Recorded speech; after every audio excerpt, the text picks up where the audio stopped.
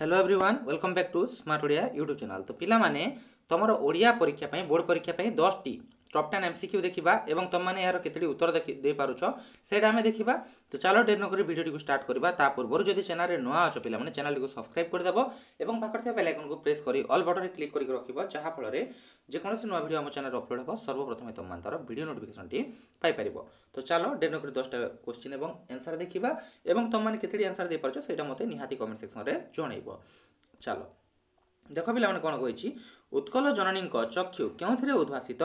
Option A रहिला वाणिज्य, option B रहिला हाथ काम, ऑप्शन सी रहिला ज्ञान विज्ञान, ऑप्शन डी रहिला शिल्प कार्य। तो पिला माने यार सठिक उत्तर कोन हेबो जे उत्कल जननी चक्षु ज्ञान विज्ञान रे उद्भासित। बुझी हैला। तापर जिबा 2 नंबर को तुम कमेंट करो हैला, तुम उत्तर ठीक माने कमेंट करो। उत्कल जननी कहा द्वारा विमंडित सुंदर मंदिर रे, सुंदर शस्य क्षेत्र रे, सुंदर वनराज ना सुंदर पुष्पराजी। तो पिला माने यार सठिक उत्तर कोन हेबो उत्कल जननी सुंदर मंदिर रे विमंडित। तापर आसीबा 3 नंबर को कोन कहिछि उत्कल जननी शरीर काहार रक्त रे अनुरंजित, पगु, शत्रु, पशु ना सैन्य। तो पिला माने यार सठिक उत्तर कोन हेबो उत्कल जननी शरीर शत्रु रक्त रे अनुरंजित। 4 नंबर को आसीबा कोन कहिछि भीमंक सिंहनाद रड़ी कविताटी महाभारतर क्यों पर्वरु आसी अछि। तो पिला माने एरा रहला काईसिका, आदि पर्व, गदा पर्व ना भीष्म पर्व। तो यार सठिक उत्तर कोन हेबो जे भीमंक सिंहनाद रड़ी कविताटी महाभारतर गदा पर्वरु आसी अछि।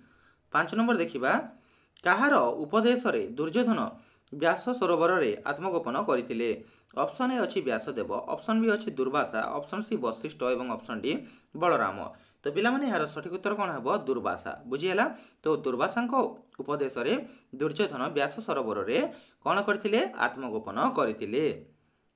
6 नंबर देखिबा कोन कहिछि भीमंक ध्यान रे काहार आसन कंपी उठिला, नारायण, लक्ष्मी, शूलधर ना ब्रह्मा। तो पिला माने यार सठिक उत्तर कोन हेबो जे भीमंक ध्यान रे शूलधर रो आसन कंपी उठिला। बुझी हैला। 7 नंबर को आसीबा कोन कहिछि भालेरी शिखर रे कोन देखि नाविक माने गृह को बाहुडिले। ऑप्शन ए संध्या तारा, ऑप्शन बी जह्न, ऑप्शन सी सूर्यास्त ना ऑप्शन डी मेघ।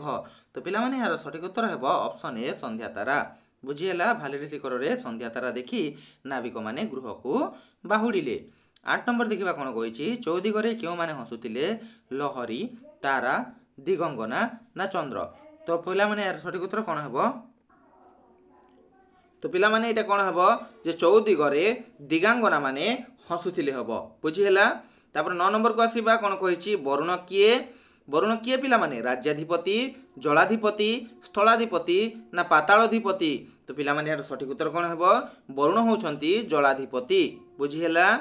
10 नंबर तापर देखिबा पिला माने बरगिला शब्दर अर्थ कोन बर को आनिला, पठाइला, कहिला ना निर्देश देला। तो पिला माने यार सठिक उत्तर हेबो बरगिला शब्दर अर्थ हैला पठाइला।